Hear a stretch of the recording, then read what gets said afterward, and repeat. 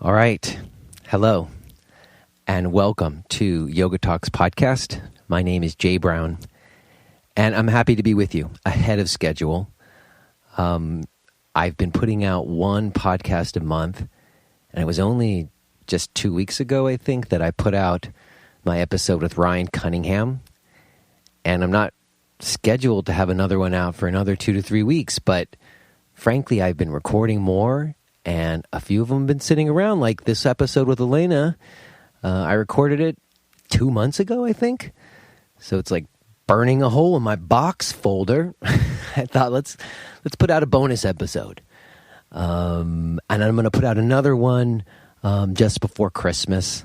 And in the new year, the plan is to put out 2 a month. That's the plan.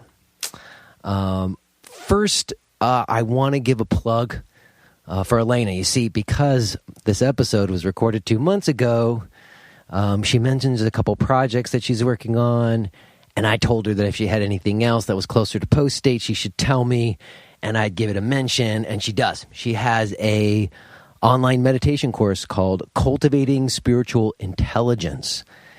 And, you know, I don't really know what she means by spiritual intelligence, but it makes me think of a conversation I once had with my dad. See, my dad, I remember I was like going through all this yoga stuff, and I was trying to share with him what I was discovering. And, you know, I'm sure some of you out there maybe have tried to talk to your parents about yoga, and I don't know. I just remember my dad, like, he sent me an article, and it was about emotional intelligence. And I think that was like his way of sort of kind of getting a sense of where I was going. You know, they thought of it as emotional intelligence. So I don't know what Elena means by spiritual intelligence. But if you want to find out more, you should go to her website at ElenaBrower.com. You can find out about that and all of her stuff there. Also, I've got a thing that I want to mention. I've got a fun new project that actually I have to ask for your help, which honestly, that's not an easy thing for me. I don't ask for help readily. But sometimes you need help, you know, so you got to ask for it. And I need some help. You see, it's been almost 2 years. In fact, it's been exactly 2 years since we released my yoga video. And in the last year, I've been traveling quite a bit in the country and a little bit out of the country, as much as I can, just sort of expanding upon what the practice is in that video and applying it to different people and their situations. And it's been great. And in 2016, I've got some travel planned. You know, honestly, when my daughters are this young, there's only so much traveling I can do. And I've got invitations that I can't accept. So I was talking to my producer, Josh, and we came up with an idea to create kind of some online version of this workshop that I've been doing with people. And so in the same way that we documented like the practice that I was teaching, now we're looking to document this workshop of applying that practice to people and to try to capture it in a way where we can put it online and people could go along with it from wherever. That's the plan. Now, here's the thing. In order to do it, we need to have a workshop, basically. We need to have some people come and do a workshop with me, and we need to be able to shoot it. So the idea is that I'm looking for you guys, somebody out there who wants to come do a workshop with me. You can come do it for free in Massachusetts in February. It's going to be February 8th and 9th. And you're going to have to get yourself there, and you're going to have to find a place to put yourself up. But we can help with that. But that's it. If you can do that, and you can come hang out with me for 2 days, you have a free workshop, a free intensive workshop with me, and we're going to shoot it. And, you know, I really want to have like a diverse group. I want to have different ages and different body types and different cultural backgrounds and people who maybe know me some and know the practice some, and maybe people who don't know me some and don't know the practice some. That's the idea, is like, in a way, like the less people know about me, the better, because then we can really see how it works, you know? So basically, all you got to do is send me an email to j@jbrownyoga.com and just tell me something about yourself and why you want to come. And we're going to just pick. There's only so many people we can fill, but we're just going to put together a group and make this workshop. So that's cool. I'm going to have information about it on my website. It'll be going out in notifications and stuff. So look for that and send me an email. Tell me you want to come and let's hang out. All right. Other than that, what about this episode? Honestly, I'm not going to say anything about the episode this time. I'm going to just listen to the episode with you. And then I think I have some things I want to say, but I'm going to say it on the other side. Yeah. So let's just listen to my talk with Elena.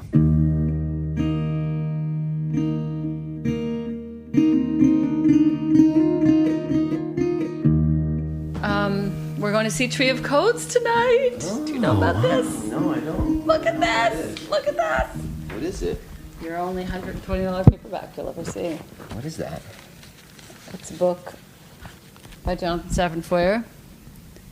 And the cutouts are such that it gives a natural cadence when you read it.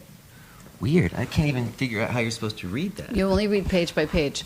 So everything's opened up, and you could actually go through and just pick all the words that you see through every window. But no, you're meant to just pick up the first page and only read the words that are on this page. So the words happen in these weird windows. The passerby had their eyes half closed. Period. See it? Everyone wore his mask. Children greeted each other, masks painted on their faces. They smiled at each other's smiles. And it goes on, and the cadence has these very natural pauses because there's an entire cutout of space. So we're seeing the performance. In order to read it, you have to have spaces. You can't rush because there's not a word waiting for you. You have to find where the next word is. A built-in tempo. And we're going to see. So they're reading it tonight? Is that what you're going to? No. The Park Avenue Armory with Jamie XX on the music. It's a huge performance. The tickets are all sold out, and they're being scalped for $400 now. You got a couple. Well, I ordered them early on. My girlfriend in LA, who's really up on these sorts of things, she always texts me and says, go. Nice. So when she says go, I go. All right. I think you can get your mouth even closer to it. Okay, good. Yeah. Here we go. Hi, Elena. Hi, Jay. It's so good to see you. It's been a while. I know. And, I was on my way over here, and I was like, we had this long-standing rain check. We were supposed to hang out. It never really happened. And so I was trying to figure out when did that happen? And I looked at my text history, because that's how you can tell when everything happens. Oh, you keep them all?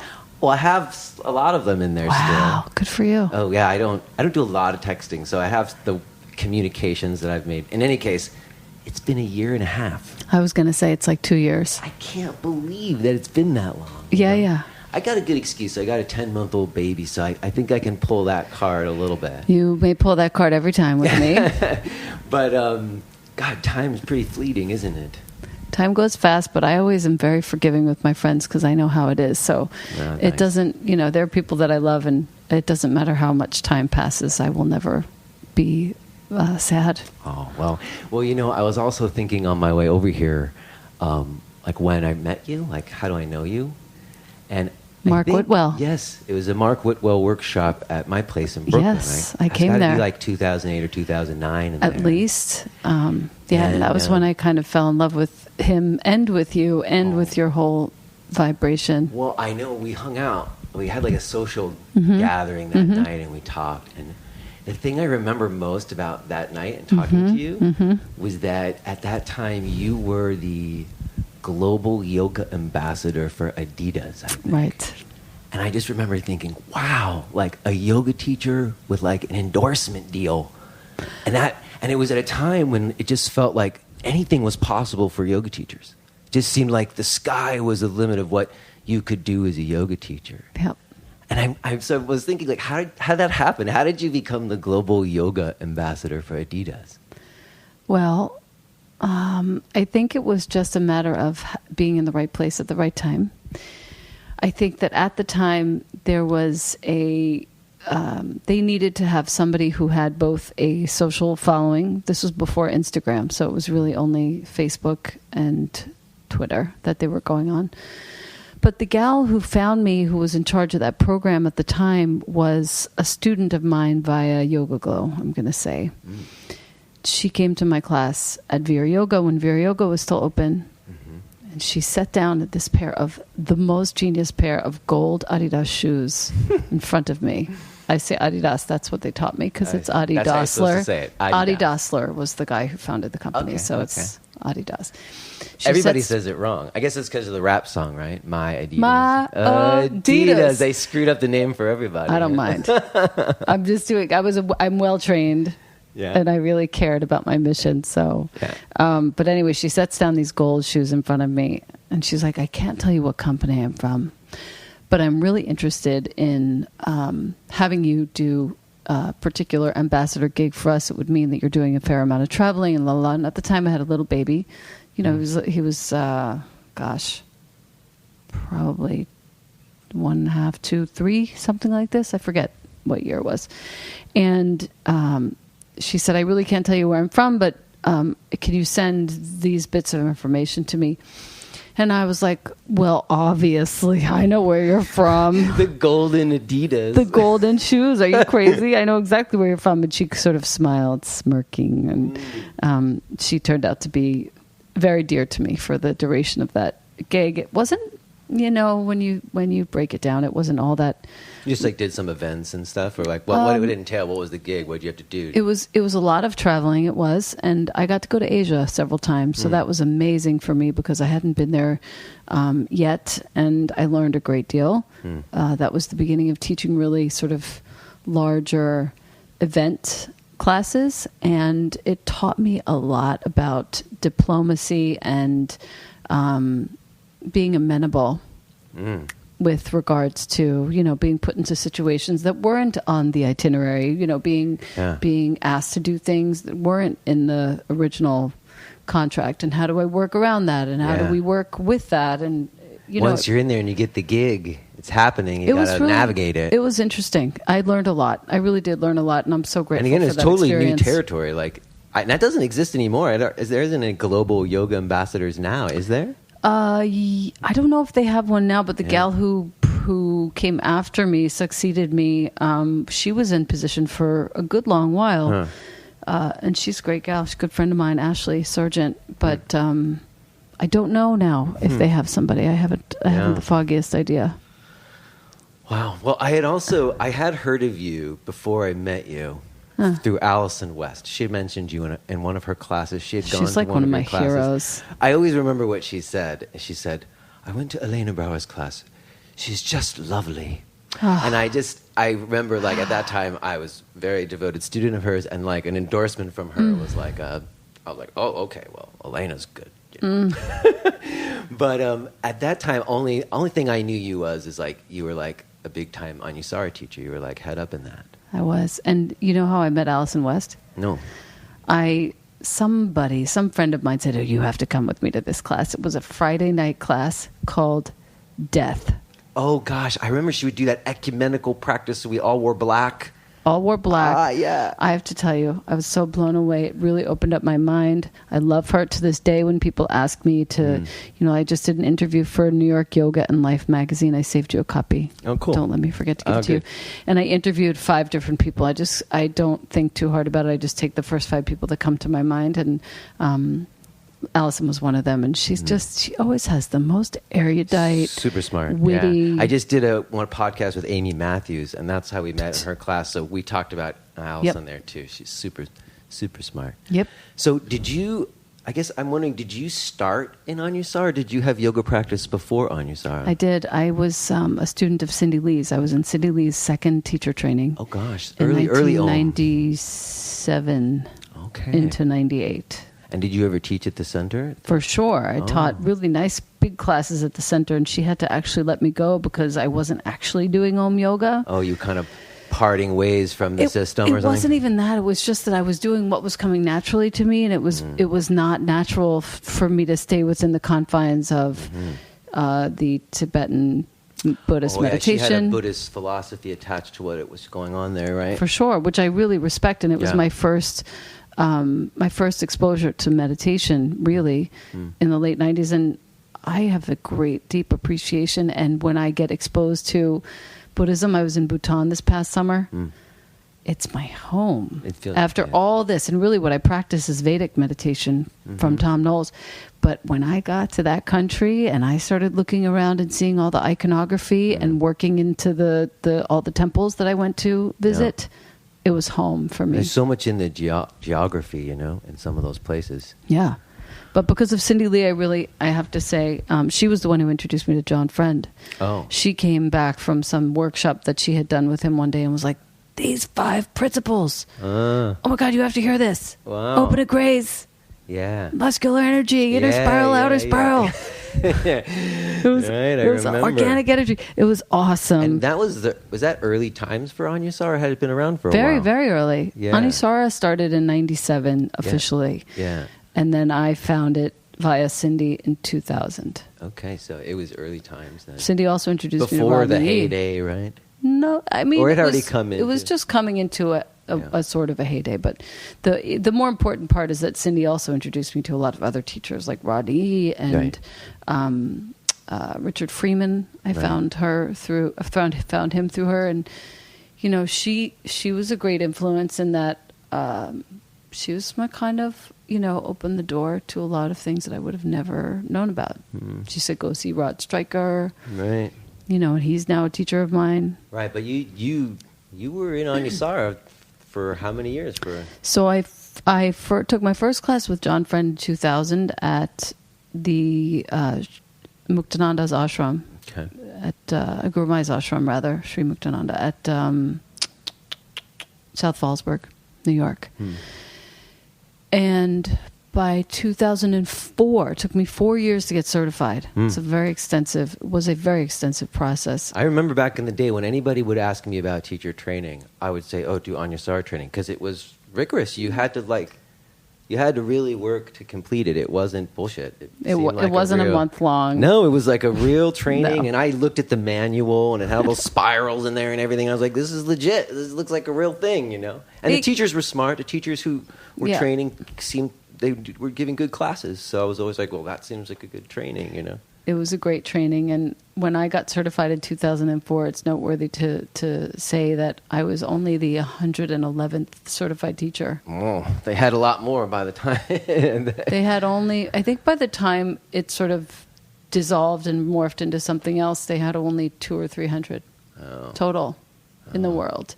I mean, now they're certifying more. John is no longer obviously with it, but there are teachers who have upheld the system and the method. And bless them. It's such a good, it really is good for a lot of people who are just but I remember yoga. like when I met you at Mark, like after we met at Mark's workshop, you had me come over once or twice for private practices. And I remember the discussion we had, and it was before all the crap went down. For sure. And I remember you were expressing doubts about it in the same way that you were expressing them about what was going on with you at Om. Like it seemed like you just weren't sure whether it was like the right place for you anymore. And yet you were such a figure. It was a difficult situation for you. You were like, well, if I leave, it's going to be a thing. I can't, if I just say I'm not going to be an Anusara teacher, So we talked, I remember the discussion was all about how can you do what you need to do within the context, which is what you were talking about when you were the global ambassador too, right? Yeah. And you did that for a while, but then you left before it all, right? I had some interesting intel that told me, not just, I had factual intel, but I also had intuitive intel that was like, okay, do this now. It was also a time my mother was hospitalized, and it was not a sure thing that she was going to emerge. She had mantle cell lymphoma. And so I remember it was happening, and I was sitting next to her in the hospital. It was right after her stem cell transplant, so she was not talking. She was barely moving, and all I could do for her every day was just go and give her Reiki, rub her legs, and, be on her feet and just kind of do what I could. And it was a very fraught time. And when I got the intel of what was going to happen, like you knew, you don't have to say, but like no, I had intel was that like it was going to come out publicly or something like that. Precisely this. Yeah. And I was not down with being a part of it anymore. Yeah. And I wanted to stay deferent to my teacher. So I did what I could. And I just wrote a beautiful letter that's still out there, getting hits all the time. Yeah. It's so funny. Yeah. About my respect and my reason for leaving. Yeah. And I think to this day, I really can go to sleep at night knowing that I did the best that I could in that arena. Yeah, yeah. And with great respect and great appreciation for what I learned and took from that methodology. But now I'm studying other things, and I'm feeling like I had a great base, and now I get to refine that. Yeah, yeah. I mean, just for me, it's just such an interesting thing that happened in the yoga world, like the rise of that school and sort of seeing. I just remember looking at the Yoga Journal issue where it had like the Choose Your Style. Yes. And it had Iyengar, and it had Patabi Joyce, and then it had John Friend. Sure. And I thought, look Anusara. at what that dude did. That's freaking cool. Yep. Like I said, it seemed like there was so much possible. But Yep. it doesn't feel like that so much these days. It's a really different time. It's Not that there isn't things possible, and I'm not like Yes. I think there's lots of great things going on, but at that time, it was a real boom time for yoga. Sure. And so to have that all happen, and even the way it happened, which is so multi-layered and Bit lurid. subtle and so, I don't know. Anyways, It we've moved on. a bit lurid. No, we've moved on, and Yeah. what's fun about it is that there's now emerging a demand on the part of yoga students everywhere for one of two things. Either they want to really move and sweat and be done, and they don't want to really do anything else, or they really need an intelligent practice. I hear that. Which is where you come in. Well, I try to come in. I hear that. And also for me, the takeaway is that it's not, and I think it's happening in other areas too. Like one of the things I talked with Richard Carpel about, because he was in media, Yes. was that there's change happening where it's like it's no longer the brand but the writer. Like it's no longer the New York Times, but it's like the writer. I see, who's yes. At the New York Times. It's like, Right. and yoga teachers is the same. It's like individual integrity and like transparency. Within the context of this school. Like it's there's not big brands. People aren't interested in a big brand. Like Yeah. you're a brand school of yoga. Look They're at just that. like, it's a person and they're going to feel like you're a real person and you're honest and you're being truthful about what you're doing. Like that's what's working, you know? It's a nice observation. And I think it's a good direction. I think it's better. Yeah, and it also is not the time where I used to feel like I had to be associated with a particular school in order to have credibility. That's another big change. And At I that don't- time when we were coming up, if you didn't cite your teachers, you couldn't really, I don't know, that was like how you had credibility, what tradition you were in. You know? I still do feel like citing my teachers is of I do the that too. utmost importance. I think it's true. I think to me it has to do with, this is where I learned this from, or this is what my influences are. You know, this is where what I'm doing comes from. Yes. Being clear about that. Yes. So, you know, the other thing that I'm thinking of is the last time I saw you was one of your farewell classes at Vera. Yes, I remember. It was lovely to see you there in that space. And that place, you had that place for how long? All the while you had Vera during that time that we've been talking about, right? It was open for, I think it was 12 and a half years. Wow. And I don't know what you want to say about it, but I'm curious. I don't know anything about the backstory of while you're there. And there's still a yoga center in that space. For sure, I can tell you the whole story. Yeah, what happened? Why did you part ways from Vera, or why did you close Vera down? Because I know it's something else now. This is actually a very natural progression, evolution of things. Our rent was raised significantly. Yeah, I just wrote about that this month, like the 15-year cycle of the lease goes up, and then the lease, that last one, that 15-year mark, same thing for Cindy Lee. Yeah. I'm 7.5 years in. Yeah. I can see it. I was like, we'll survive the next one. We'll get to 15 years.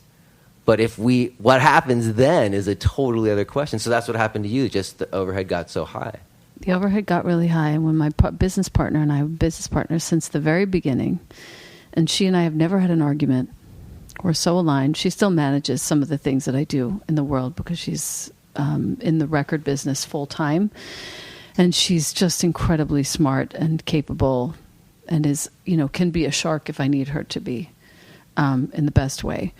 She and I looked at each other. We didn't look at each other. We were on the phone, actually. I remember where I was. I was walking on 6th Avenue in the teens. And at the same time, we said, it's time to let it go.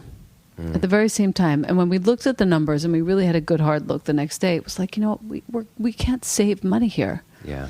I've only now just started saving money in the past year and a half, 2 years, that I feel like I'm an adult. I'm 45 years old and I have now a little bit of a bank account. Thank the gods. I'm 43. It's the same thing. Just now I started to put something away a little bit. Yeah. I mean, and we have children. And so what was needing to happen was I needed to step away. There were a couple of admissions that I could make, which I made to my staff at the time.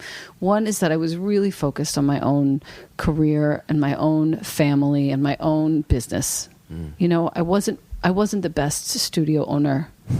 I wasn't as connected to the teachers as I should have been. Yeah. I wasn't as present for them as I could have been. Yeah. I didn't go to enough of their classes. I know that's hard. I mean, even just being around, even if you don't get to the classes, but like being at the center, I know because I'm there 6 days a week, and then when I leave, it's a thing.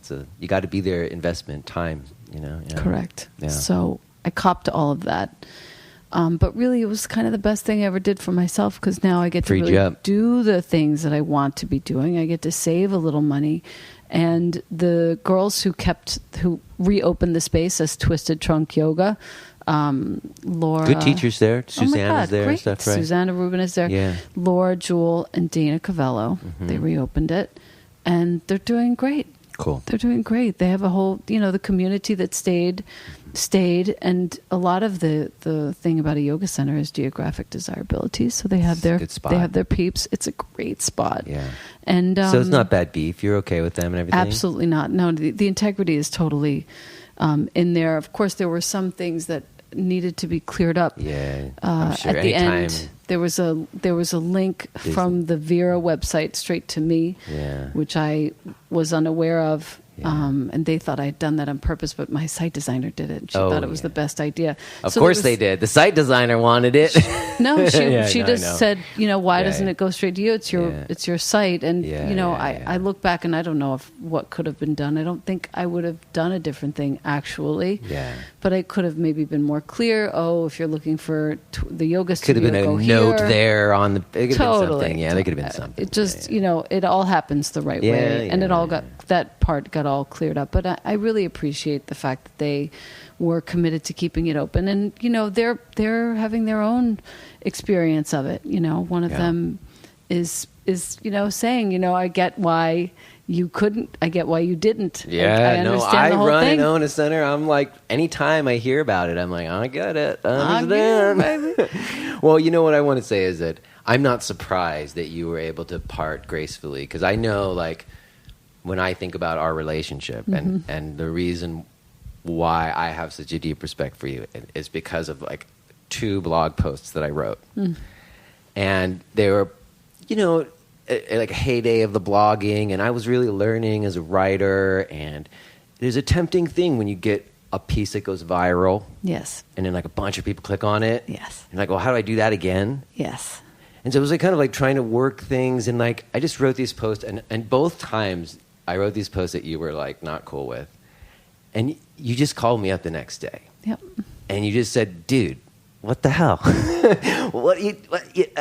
And we just talked it out, and I learned a lot from that. Like I learned a lot about how I want to communicate. Yes. And just I'm always appreciative of people who communicate in gesture.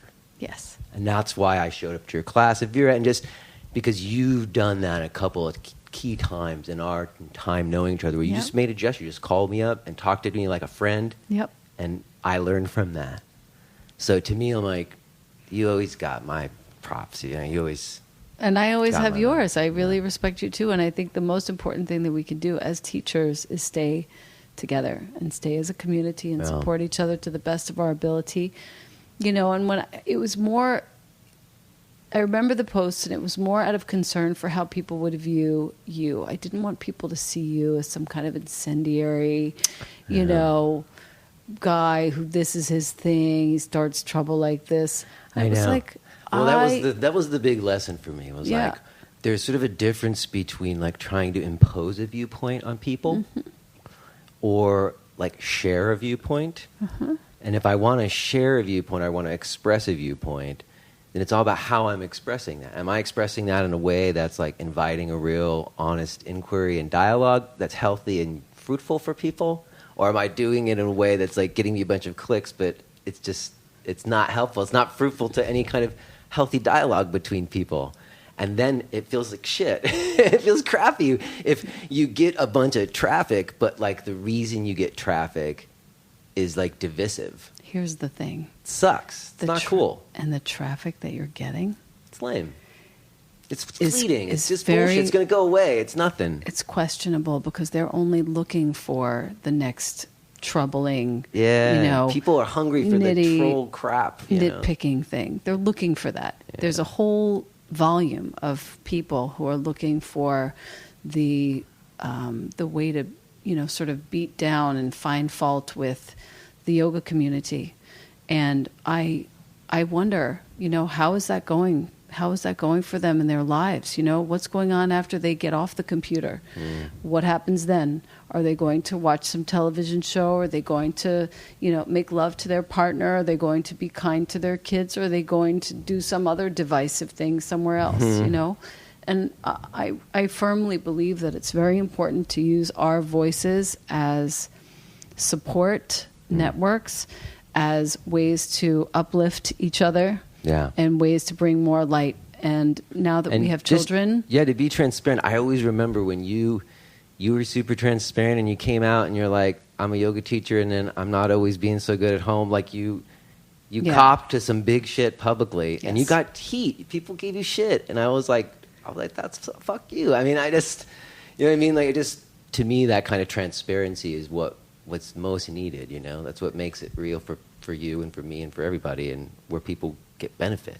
I think what's also really important to note is that I've heard that I got a lot of shit, and I don't know from whom. Oh, okay. But I never looked. Oh, good. I'm so glad. Yes. I would remember I was so active in the blogosphere, and there was like threads, and I'd be like, but fuck that. I remember defending you because I just thought it was unfair. It was just unfair. It was like people weren't really listening to the fact that you were like copying to like real human stuff. And most likely the people who were saying that don't have children. Yeah, we're hurting. People like that are hurting. No, there's a lot of pain there. And when they look to make trouble for other people, it's just that it's a sign that there's pain there. And I bless and don't look. Yeah, good That's for you. The most well, important it's different thing. now. I mean, those threads don't happen like that anymore. The internet's changing. And that's why I'm doing the podcast. I mean, it's just good. Something not clickbaity at all. Yeah. Speaking of clickbait, actually, there's another thing I wanted to talk because it's recent in the public eye. Is this big Lola White event that you did? Lole. Yes. See, another one I mispronounced. Don't worry. But what I want to ask you about it is just like you're someone I know who's done these big events, like 10,000 people. So beautiful. And, when I was, like, reading about it, like, I have three minds about the whole thing. Like, one of them is, like, maybe, like, the cynical guy who wrote those blog posts or whatever. It was kind of like, this is corporate bullshit. All these people are there, and it's a photo op, and somebody's making money. Like, nobody does that if there isn't a bottom line benefit somewhere. And I'm sort of cynical about that, and it's crappy. And then the other mind is, but wait, like I know that there was people there who like had an incredible experience. Just the idea of thinking about that, like 10,000 people around me, all practicing yoga together. That's got to be pretty amazing. Pretty magnificent, I have to say. Just that many people all around. And even though like it was like a thing, but all in white, like I'm sure it was pretty amazing, right? I could tell you the whole story if you want. Well, I would like to hear, but the other thing, the third mind, the one that really screws me up, the one that like I can't, I don't even know. I don't know how to I'm unreconciled about it. Irreconcilable. Which is that if someone called me tomorrow and said, we want you to teach a yoga class to 10,000 people. We're going to give you a good chunk of money, or we're going to give you a stake in a company that's worth a company money, whatever. I don't know if I could say no. Like, part of me would be like, oh, I wouldn't do it. I don't want to teach for the man. But I think it would be such an incredible opportunity. I would probably take the gig, and I would just do it with as much integrity as I could, given the circumstances, which is what you do, right? So here's the deal. So tell me what it's like. What's it like to teach 10,000 people? And what's it like to kind of get the flack that sometimes comes? You said you don't read it, so maybe you don't even know about that. I don't know. I don't read anything. Yeah. I work for a company that spends all of their marketing money, instead of putting magazine ads, you know, those thousands, tens of thousands of dollars in magazines, Yoga Journal, Vogue, everything, Bazaar. You see all the yoga companies, clothing companies putting ads in magazines. They take all that money and they put it into events like this, both big and small. So they've had 5 or 6 events all over the world, Montreal, Toronto. If you are hearing this message, then you're listening to the free version of J. Brown Yoga Talks. To hear the rest of our conversation, please subscribe to Podcast Premium at jbrownyoga.com/premium.